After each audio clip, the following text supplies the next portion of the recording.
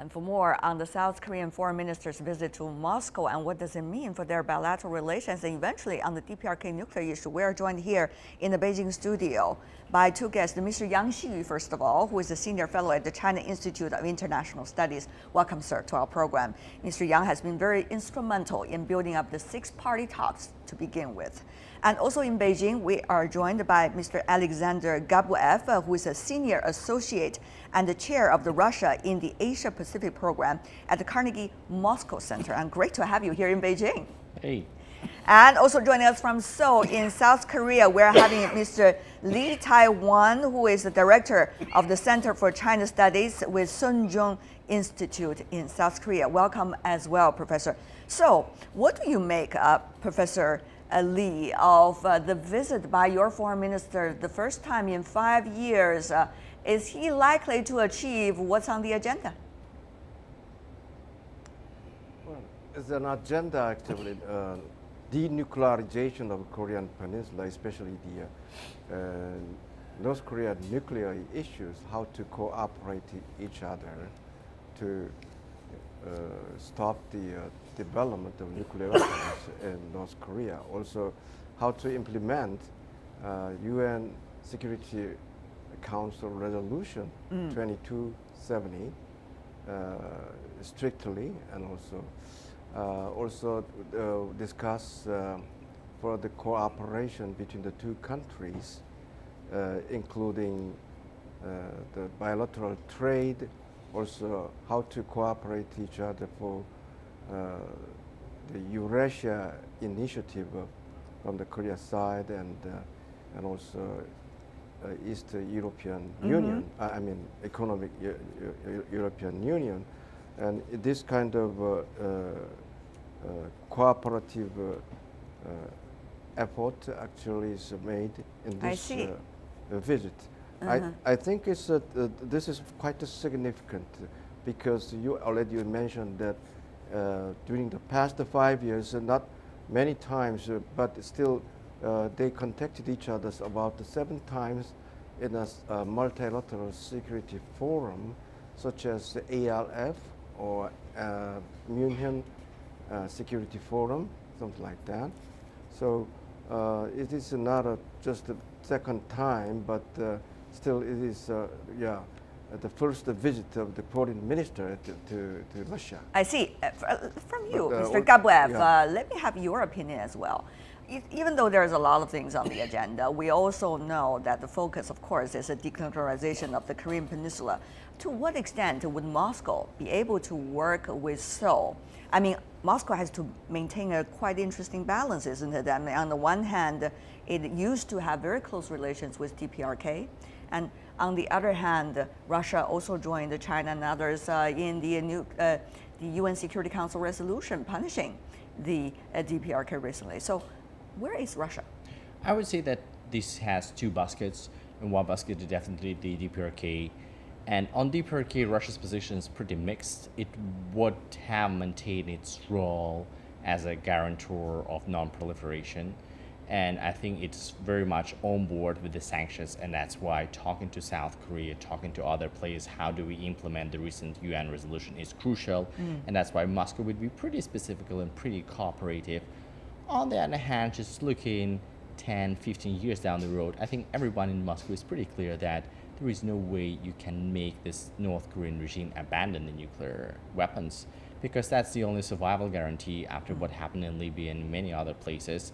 And you can just not take away the bomb. You should be talking much more about how to prevent incidents, how to stop North Korea to promote the tests and other issues, but definitely not to denuclearization. That becomes a sort of slogan and good propaganda topic for everyone. I think more and more people looking realistic that issues just get that it's not viable with the current setup of the regime. And the second track is definitely promoting bilateral economic ties with South Korea, because Russia promotes it very actively with China being after sanctions, and being pressured by the US and European Union, Russia reaches out to ASEAN, Russia reaches out to Japan, and the South Korea piece is not there. So Russia wants that piece to be on the table. But my question, if I could follow up a little bit, is does the track 1 and track 2 involve with one another? I mean, will one become the precondition for the other? I don't think so, because the South Korea also sees that if you talk about the economic presence in the Russian Far East, China is well ahead there, Japan is moving pretty fast, and it's South Korea which is lagging behind. So I think the South Korean big enterprises are sort of pushing the government to be more proactive there. Mr. Yang, how would you describe China's status right now when it comes to denuclearization issue on the Korean Peninsula compared to the counterpart Russia? Of course, China is much more actively involved because of the traditional relations with DPRK. But what about that delicate balance? And how does China see this getting ever closer relations between Seoul and Moscow? Well, it's a very interesting question because the trilateral relation on the North Korean nuclear issue is very sophisticated. In the course of the Split Party talks, China shared more similar positions with South Korea and contribute actively as South Korea to the every achievements more than Russia. But at arena of UNSC Security Council, even if South Korea has a seat in the council, China always share more common ground with Russia. Just take the example of the 2070 resolution. Without China and Russia cooperation, there won't be the passage of the resolution. And also in the following implementation, both China and Russia are key countries for maintaining of the full implementation of the resolution. That is one of the reasons why South Korea foreign minister paid a visit to Moscow, and I guess South Korean foreign minister will focus on the nuclear and the implementation of the 2070. Of course, that will be very central to his agenda. But one of the things, even though you didn't mention directly, but it seems there is some indication over there, Mr. Yang, is about the THAAD, the THAAD, of course, the anti-missile defense system. It was very interesting, and therefore I want to go to you, Professor Lee. That is something Russia is pretty much concerned, if I understand right, because that system, even though in the name of defense against the DPRK actions, given the fact that DPRK already got nuclear weapons, still has its mission could be much beyond the DPRK, into Russia, into China as well. Pretty much concerned the two countries are. Will your foreign minister and also your President Park be able to carefully consider this, even though South Korea is having very much its priority about the denuclearization of the Korean Peninsula? Well, so we just want to develop the relationships with Russia because already both foreign ministers agreed to maintain the UN sanctions and also never recognize North Korea as a nuclear state. So we put the top priority on the denuclearization, also continuous sanction, because the purpose of the sanction, of course, is to bring the North Korea back to the negotiation table, to come out to the negotiation table, but North Korea never showed the sign of giving up the nuclear weapons. Well, Professor Lee, I'm not sure whether you have heard my question very clearly. It is, of course, related to the DPRK's actions, but eventually it also has something to do with the direct actions and interactions from Seoul as well. U.S. proposed the implementation of this THAAD system into South Korea, and that is the biggest concern for your neighbors, China and Russia. Oh, yes, and therefore, can you afford, Seoul afford to lose two allies on the issue of denuclearization in the name of denuclearization just by doing the THAAD system? I don't think so, because even though Russia and China are opposed to the deployment of a THAAD system at this point of time, but still the only reason we want to deploy THAAD whatever is just the North Korean nuclear and missile threat. If that kind of threat is gone, actually we don't need the THAAD systems. And I think it's still actually the deployment of the THAAD system in the U.S. forces stationed in Korea is one thing, but the introduction of the THAAD system to Korean Peninsula is another. So I think it takes time to introduce this whole THAAD system. In between, I think is if North Korea give up or to show sign of giving up a nuclear weapons program, I don't think we don't have to worry about. Got your point. Got your point, Professor. Got your point, Professor. But then, Mr. Gabuev, seems that what Professor Lee indicates is that if all parties could make sure that DPRK will not continue on the road of further nuclear weapons tests, okay, let's forget about that. But if the DPRK continues with that, I'm sorry, China and Russia probably we're going to do this. That was very much the logic which was implied in Obama's letter to Medvedev. So if we get rid of Iranian nuclear program, we definitely get rid of European part of missile defense system.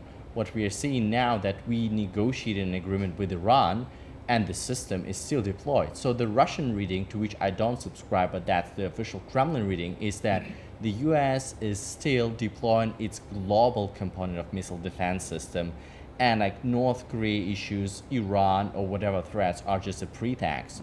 So Russia and China should work together, knowing that the US is going to deploy these systems, and our joint answer should be military, political, or we should be as credible to dissuade the US to undermine the strategic stability, to abandon those plans with or without the actual denuclearization of the Very interesting, peninsula. the comparison you give between the missile defense system near Russia by the NATO and also the defense system that we are talking about here. Mr. Yang, of course we understand very well as a close neighbor of South Korea, it is being put into a very delicate situation by the United States and of course by the nuclear issue in the Korean Peninsula. So what do you make of Mr. Gabuev's position? And also how can China and Russia work together, also with Seoul as well, to make sure things could happen for everybody's favor? Yep. Firstly, I understand fully my South Korean friends' logic and consideration. Say, as long as North Korea nuclear and missile threat is gone, and then the SADC is gone. But the problem for China, the question for China, maybe for Russia either, is whether the answer is fully controlled by South Korea. Say, when Iranian nuclear issue was rising, U.S. made a lot of lot of words say because of Iran A, B, C, so he did. Now Iran tensions on Iran issue have been down. But what we are seeing is their employment efforts are increasing, unfortunately. So I guess I worry even without North Korean nuclear and missile issue, U.S. will continue their strategic efforts in this fundamental area. Great point. Let me go to you, Professor Lee. Is South Korea, can Seoul be in the driving seat? Or you have to be rather in the back seat, not necessarily have a control of where it is going? About that, for example. Well, South Korea's position is quite clear.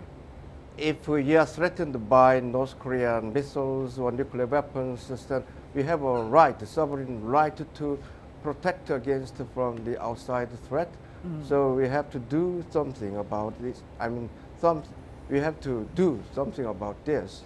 But China and Russia, they will join our effort because if something happens on the Korean Peninsula, it destabilizes the Korean Peninsula, which affects also the stability of the whole Northeast Asia. I think it's just which is not actually the interest of the all states concerned. So I think we can continue the cooperations especially the maintaining the sanctions, and also we try to bring the North Korea back to the negotiation table, we can solve this problem. All right. But the MD system is the different things. Actually, has actually nothing to do with Russia or China's national interest. I mean,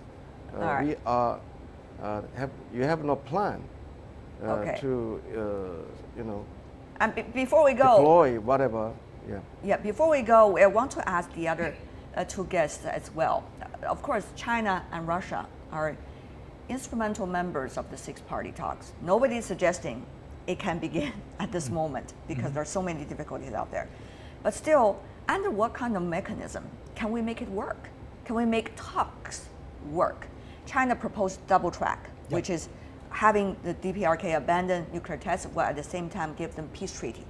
But of course, the US does not necessarily respond to that. But Russia and China together, what can be done in order to make sure talks at least can happen? Mr. Gabuev.